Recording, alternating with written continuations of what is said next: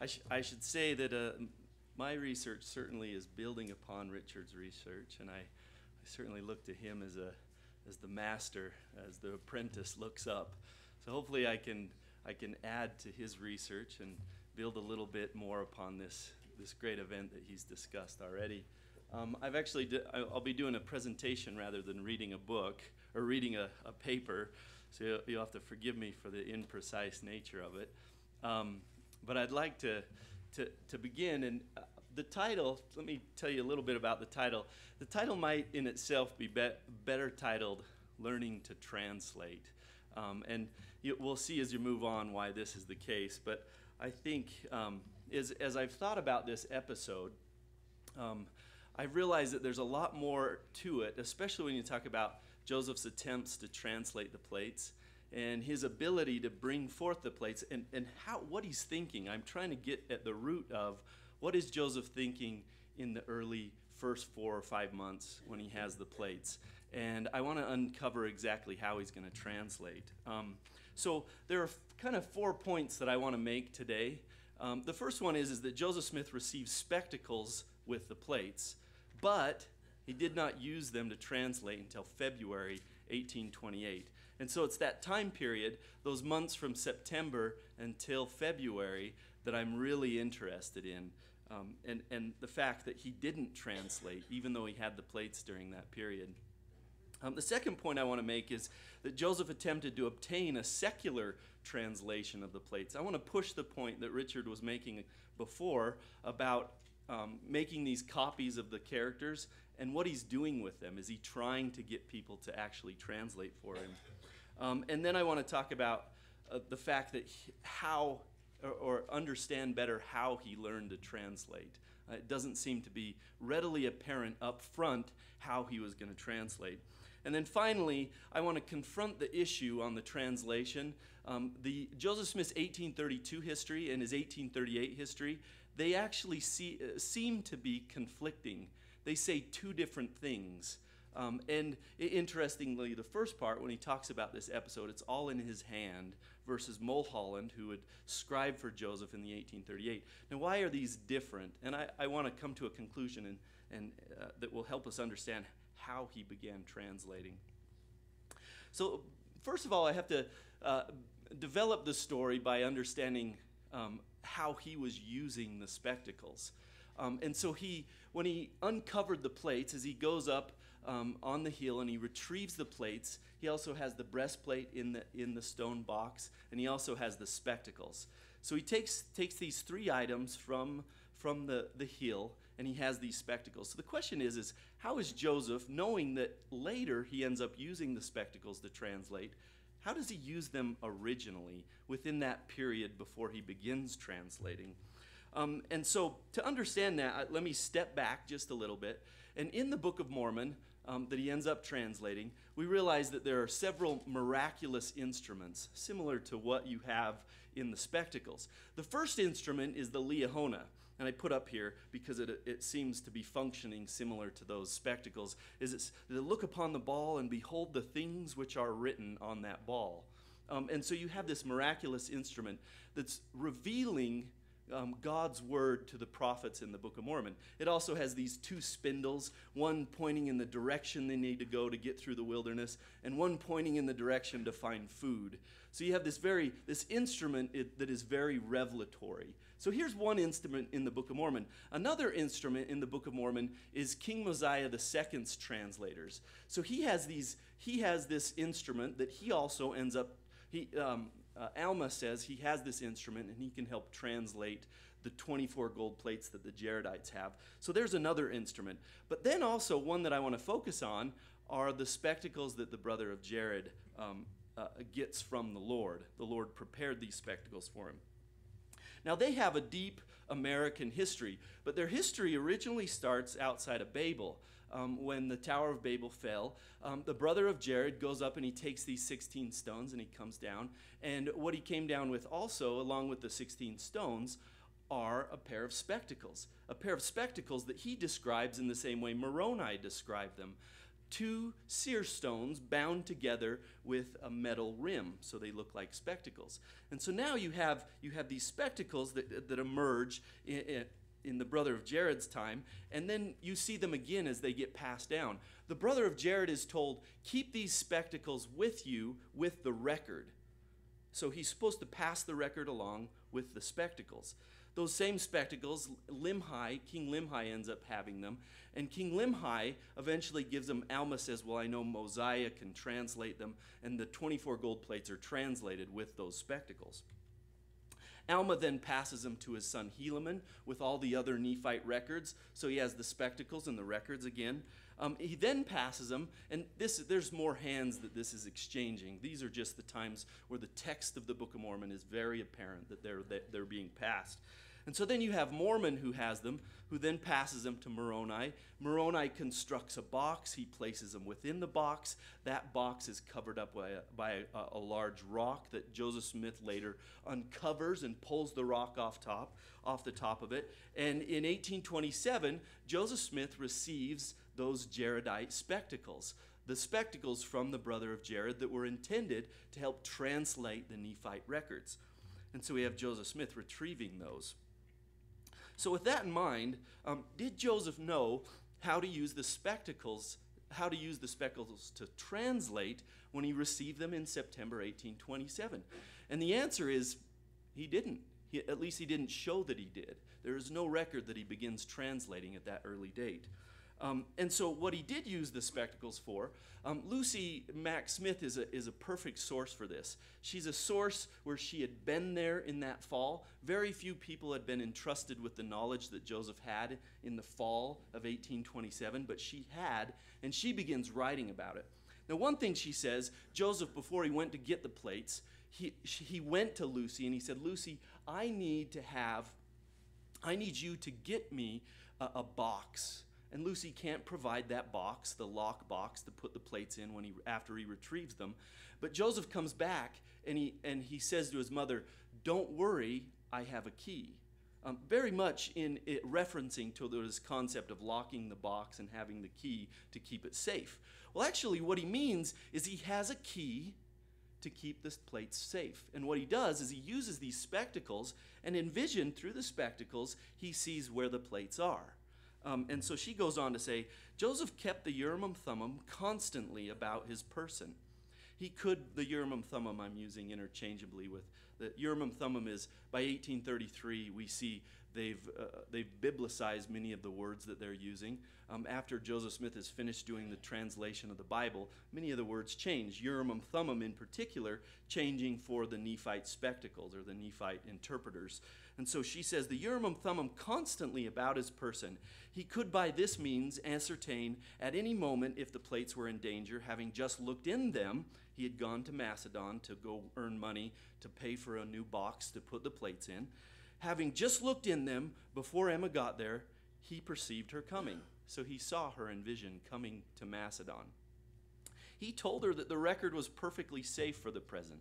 In other words, just as Lucy Smith had been explaining, Joseph was using those spectacles to keep the plates safe. He was seeing in them, in vision, where the plates were and keeping them safe. And this great Book of Mormon device is very much being used in this way during the period before February 1828. So the question I have is, did Joseph translate with the spectacles before February 1828? And as I said before, he didn't. Here's what Lucy says also. Joseph was very solicitous about the work, but as yet no means had come into his hand of accomplishing it. Many times people have seen this verse as it saying he was looking for someone to pay money for. But actually, this is in context to her talking about the translation of the plates. He hadn't found a way to translate the plates. And Lucy makes this extremely clear. He was looking for some way to translate the plates. So what about the spectacles? I think this is an interesting question. So after I'd come up with this thesis, I realized that I had been scooped by Joseph Fielding Smith some 50 years ago. But I too am standing on his shoulders. So let me show you his brilliance decades ago. Nothing was done towards translating the plates, the record that year in 1827 is what Joseph Fielding Smith writes, he explained that Joseph Smith was busy studying the characters and making himself familiar with them and the use of the Urim and Thummim. He had a great deal more to do than merely sit down and with the use of the instrument, prepared for that purpose, to translate the characters on the plates. So he very clearly says that we don't know, he's very much, if you want to put this in terms of D&C 6 and D&C 8 and D&C 9, Oliver Cowdery was not given the ability, even though he had the gift to translate in April 1829. The Lord revealed to him, if you just ask, you're simply not going to get that ability. And you can couch that in this event that happened a year or so later. So here's the preparation period, if you will, for the translation of the gold plates. So why had he not used the spectacles to translate is the biggest question I want to ask. I think this is a difficult question to ask, but I have a suggestion that I think helps us understand how he was using the spectacles, but also understanding how he was using what he had as an additional seer stone before he ever got the spectacles. So for around 5 years, he had never used the earlier seer stone to translate either.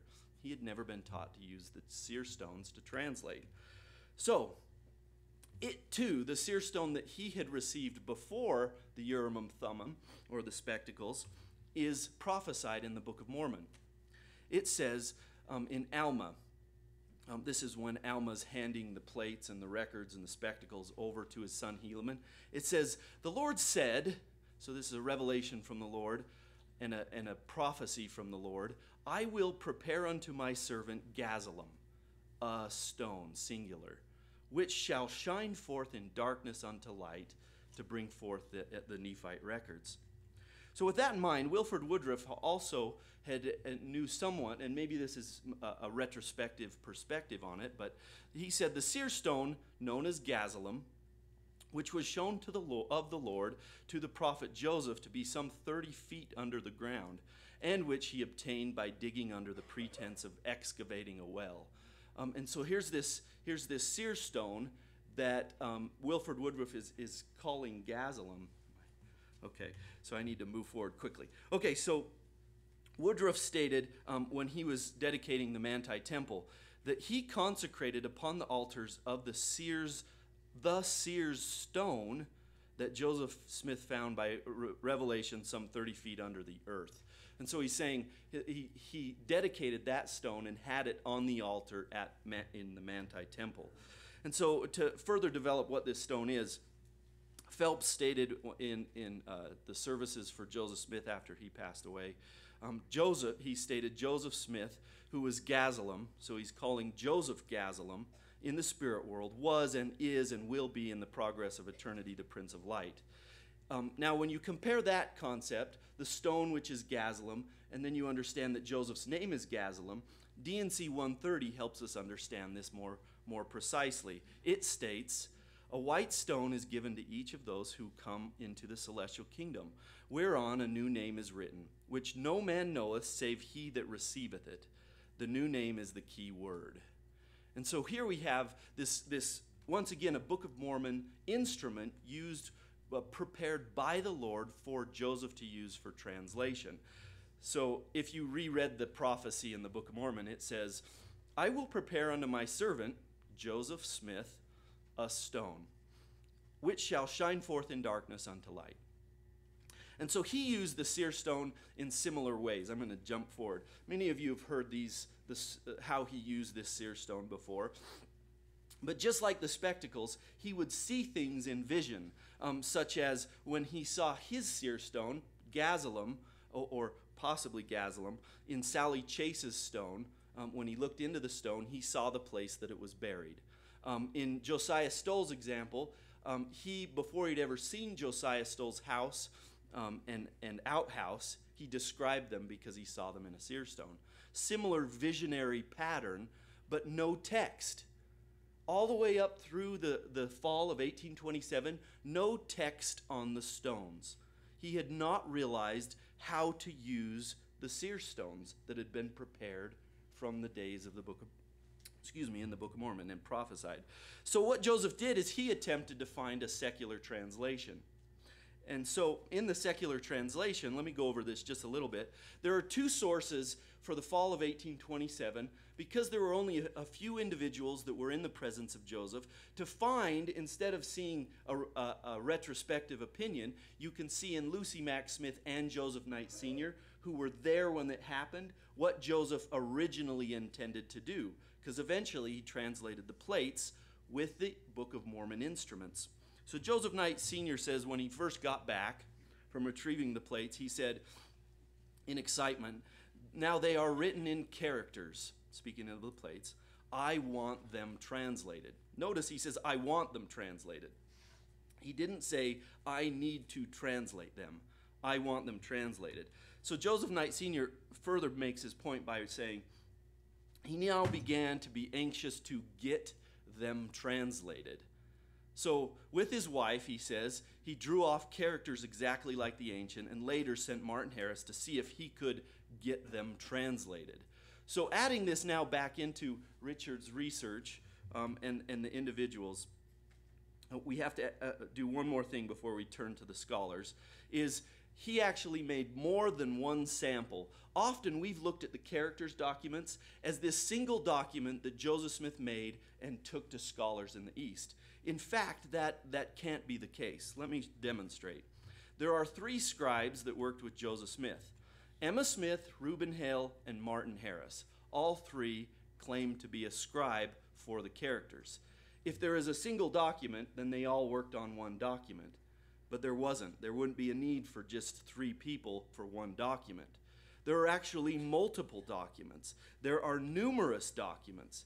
Emma Smith and Reuben Hale first were a part of taking whatever Joseph got from the plates. Now remember, none of these three saw the plates except for Martin Harris later in 1829.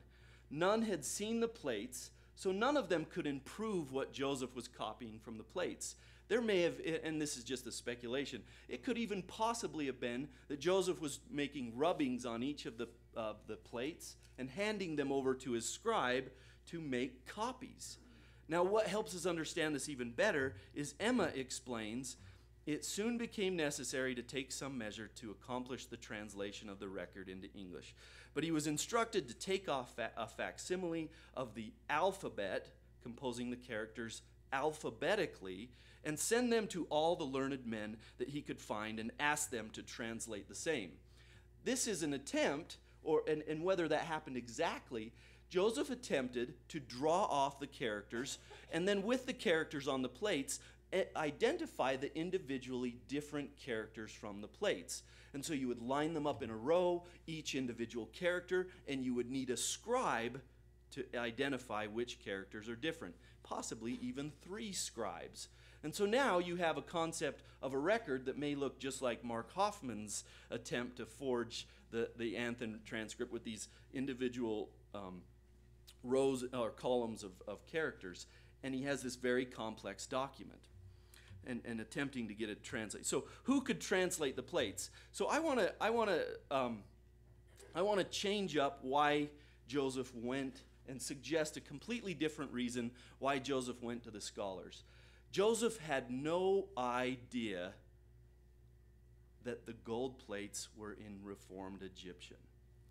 The first time we get a record that these characters are Reformed Egyptian is when Joseph Smith translates the plates. It may have been in the Lost Book of Lehi, and it is certainly in May 1829, but Joseph, in all of the records about Moroni never, he told him it was an ancient record of American peoples, but it was never told to him that it was Reformed Egyptian. So why did he go to the scholars, and who did he go to the scholars? This rearranges who we look at. So through Richard's work, we know that Martin Harris first went to Luther Bradish. And in Richard's paper, it describes that Luther Bradish was actually the head of the Committee of Indian Affairs.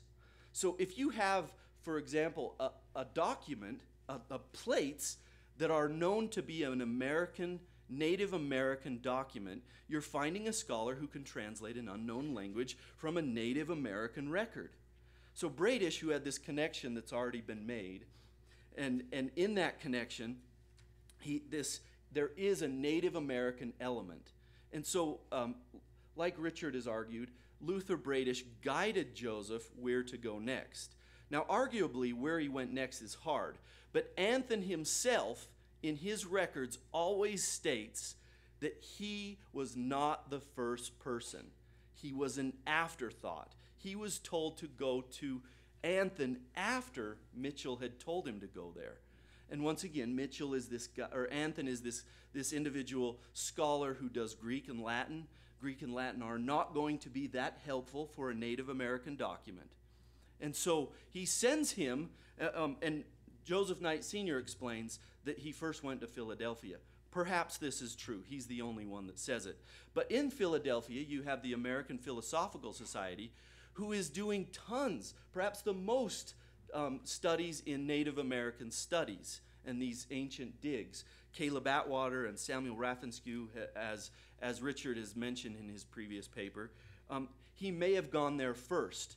The next person, and maybe even the first person he went to, is...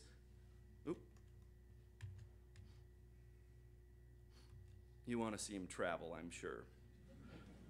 So Samuel Mitchell. Samuel Mitchell is the preeminent scholar for Native American studies. He is the person you would want to take a Native American document to have it translated. And so he goes to Mitchell, and Mitchell apparently verifies that they are ancient characters, but doesn't translate. And so with that in mind, you have Mitchell sending him, because he can't identify the language, he sends him to a new rising star. We're not talking about the full professor. We're not talking about the associate professor. We're talking about an adjunct professor who will become the preeminent professor he goes to in the last portion.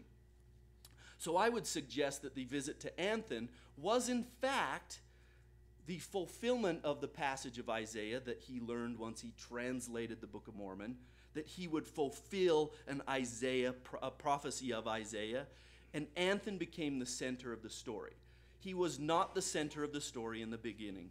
Jonathan Hadley, we've recently found the Palmyra Freeman, and Jonathan Hadley, who's the editor of the Palmyra Freeman, writes in August 11th, 1829, which is the very first account of this, that Joseph Smith went to visit Mitchell. So Mitchell is the person that he's heading to. Why? Because he doesn't know the languages in ancient Reformed Egyptian. So the whole story switches around, and we have this point at which now we're offering a record to be translated, and Joseph eventually learns how to translate the plates with the spectacles. So now I have to, in conclusion, I have to reconcile the two histories. The first history, it said, I copied a considerable number of them, and by the means of the Urim and Thummim, I translated some of them. So he says he translates some of them before Harris goes to Mitchell. So this is confusing because his 1832 history doesn't say that. So there's two parts. He copied a considerable number, and he translated some. I would suggest, first of all, or the question, was this him testing what he saw in the spectacles? Because he never claimed to have begun the translation. He simply looked in the stone and saw the translation and sent that to scholars. Now, the reason that I think these two accounts coincide with each other is, let's read the second one. I can describe it to you. We proceeded to copy some of them, and he took, Martin Harris, his journey to the eastern cities and to the learned, saying, read this, I pray thee. And the learned said, I cannot. This is the Isaiah stuff. But if he would bring the plates, they would read it. But the Lord forbade it. So first of all, he says, bring the plates and I'll translate them. Once again, he wants them translated. Bring the plates and I'll translate them. And he goes on to say, but the Lord forbid it. And he returned to me and gave them to me to translate. So he gave them back to him and said, translate them. This is a dialogue that should be very supportive of what I've said so far. And I said, I cannot, for I am not learned. But the Lord had prepared spectacles for to read the book. Joseph learned how to translate the plates with the spectacles. perhaps in this Oliver Cowdery-esque, go back and read D&C 6, 7, 8, and 9 to kind of get that concept. And then he goes on to say, therefore I commenced translating the characters. Once he returned from Harris returned from his trip. So now we see, in conclusion, the development of how Joseph Smith originally got the plates. He then needed to understand how to translate them. He went through the process of copying an alphabet. He took the alphabet to learned scholars. From that process, he eventually looked into the stone and saw that there was text on the stone, unlike he had ever seen before, and the miracle begins. And that miracle in itself, the translation of the Book of Mormon, is seen to have begun once Harris returns. So the process which Joseph Smith went through to understand how to translate the plates began in September 1827 and ended, and he began the translation of the plates in February when Martin Harris returned in 1828.